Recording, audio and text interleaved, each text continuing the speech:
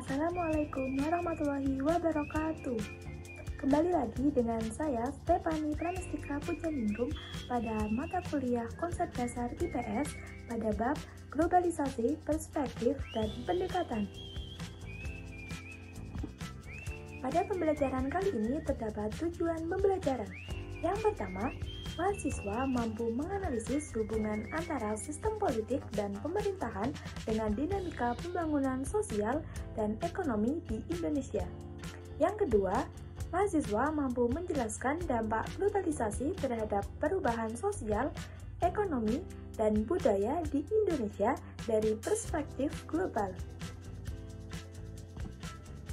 Yang pertama ada globalisasi. Apa sih globalisasi itu? Globalisasi adalah suatu fenomena khusus dalam peradaban manusia yang bergerak terus dalam masyarakat global dan merupakan bagian dari proses manusia global itu. Kehadiran teknologi informasi dan teknologi komunikasi mempercepat akselerasi proses globalisasi ini. Globalisasi menyentuh seluruh aspek penting kehidupan. Globalisasi mendorong kita untuk melakukan identifikasi dan mencari titik-titik simetris sehingga bisa mempertemukan dua hal yang tampaknya paradoksial, yaitu pendidikan Indonesia yang berimplikasikan nasional dan global. Dampak globalisasi memaksa banyak negara meninjau kembali wawasan dan pemahaman mereka terhadap konsep bangsa, tidak saja karena faktor. Kata globalisasi diambil dari global yang maknanya universal. Globalisasi belum memiliki definisi atau pengertian yang pasti kecuali sekedar definisi kerja sehingga maknanya tergantung pada sudut pandang orang yang melihatnya. Ada beberapa definisi global yang dikemukakan oleh beberapa orang, yaitu yang pertama menurut Malcolm Waters, seorang profesor sosiologi dari Universitas Tasmania, berpendapat bahwa globalisasi adalah sebuah proses sosial yang berakibat pembatasan geografis pada keadaan sosial budaya menjadi kurang penting yang terjelma di dalam kesadaran orang. Yang kedua ada menurut Immanuel Richter, guru besar pada ilmu politik Universitas Aachen, Jerman, berpendapat bahwa globalisasi adalah jaringan kerja global secara bersamaan yang menyatukan masyarakat yang sebelumnya terpencar-pencar dan terisolisasi ke dalam saling ketergantungan dan persatuan dunia. Yang selanjutnya ada menurut Princeton and Lehman, mantan duta besar US di Afrika Selatan, berpendapat bahwa globalisasi adalah pertumbuhan yang sangat cepat atas saling ketergantungan dan hubungan antara negara-negara di dunia dalam hal perdagangan dan keuangan. Yang selanjutnya menurut Selo Sumarjan, Bapak Sosiologi Indonesia, berpendapat bahwa globalisasi adalah terbentuknya organisasi dan komunikasi antara masyarakat di seluruh dunia untuk mengikuti sistem dan kaidah yang sama. Kehadiran teknologi informasi dan teknologi komunikasi mempercepat akselerasi proses globalisasi ini. Globalisasi menyentuh seluruh aspek penting kehidupan serta menciptakan berbagai tantangan dan permasalahan baru yang harus dijawab dan dipecahkan dalam upaya memanfaatkan globalisasi untuk kepentingan kehidupan. Globalisasi sendiri merupakan sebuah istilah yang muncul sekitar 20 tahun yang lalu dan mulai populer sebagai ideologi baru sekitar 5 atau 10 tahun terakhir. Sebagai istilah, globalisasi begitu mudah diterima dan dikenal masyarakat seluruh dunia. Wacana globalisasi sebagai sebuah proses ditandai dengan pesatnya perkembangan ilmu pengetahuan dan teknologi sehingga ia mampu mengubah dunia secara mendasar.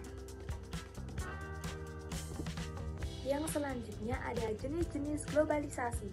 Yang pertama terdapat globalisasi transportasi. Bidang transportasi akan terus mengalami perubahan seiring dengan adanya globalisasi. Apalagi transportasi umum juga akan terus berkembang. Dalam hal ini, perkembangan transportasi karena globalisasi bisa pada transportasi darat, laut, hingga udara. Berkat adanya globalisasi, maka pengiriman suatu barang dari suatu wilayah ke wilayah lainnya akan lebih cepat. Yang kedua, ada globalisasi ekonomi. Jenis globalisasi yang kedua adalah globalisasi ekonomi, yaitu jenis globalisasi ini bisa kita lihat karena adanya perdagangan internasional yang dilakukan oleh dua negara atau lebih. Bahkan berkat adanya globalisasi ekonomi, maka seseorang tidak perlu keluar rumah untuk membeli suatu barang. Yang ketiga, ada globalisasi budaya. Sesuai dengan pengertian globalisasi, maka jenis globalisasi berikutnya adalah globalisasi budaya. Sudah bukan hal asing lagi kalau sosial budaya merupakan jenis dari globalisasi. Salah satu budaya yang sudah mulai masuk ke Indonesia yaitu budaya Korea. Yang keempat ada globalisasi iptek.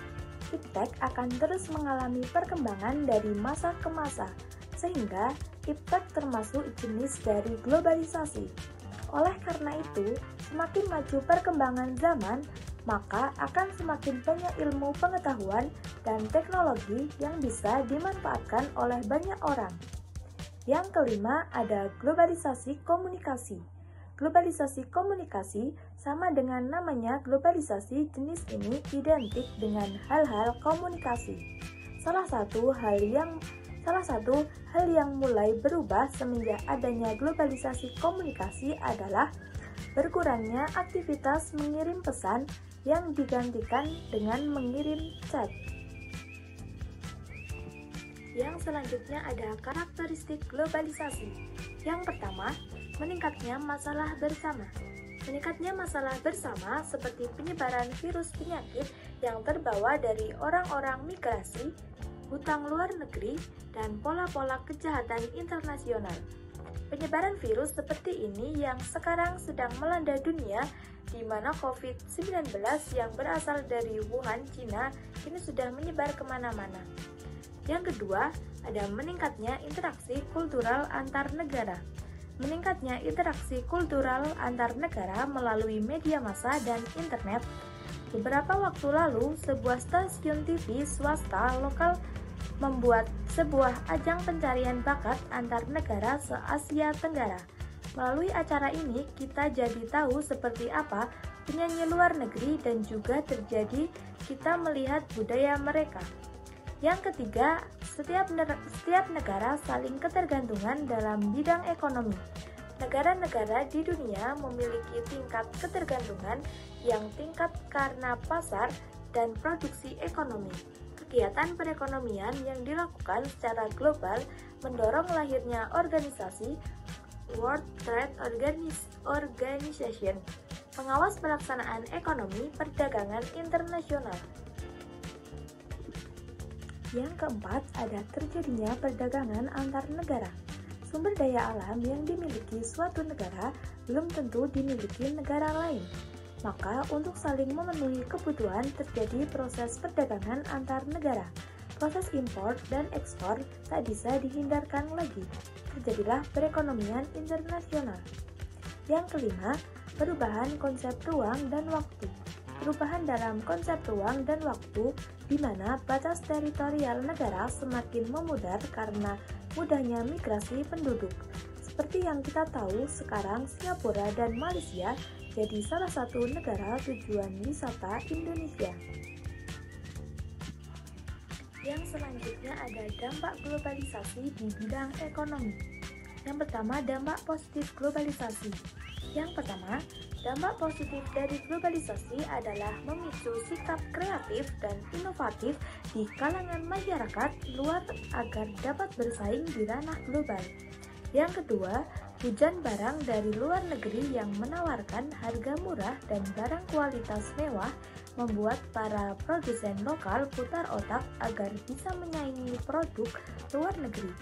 Hal ini tentu saja meningkatkan kreativitas dan memantik inovatif di kalangan masyarakat luas. Yang ketiga, mudah mendapatkan barang dari luar negeri dengan harga terjangkau. Tak bisa dipungkiri jika barang dari luar negeri, tirai bambu Cina kini menjadi pasar dalam negeri. Dengan harga terjangkau dan kualitas istimewa, kita bisa mendapatkan barang-barang tersebut. Sudah banyak distributor yang bermain di barang impor Cina. Yang keempat, bertambahnya jenis lapangan pekerjaan akibat adanya investasi asing dari luar negeri.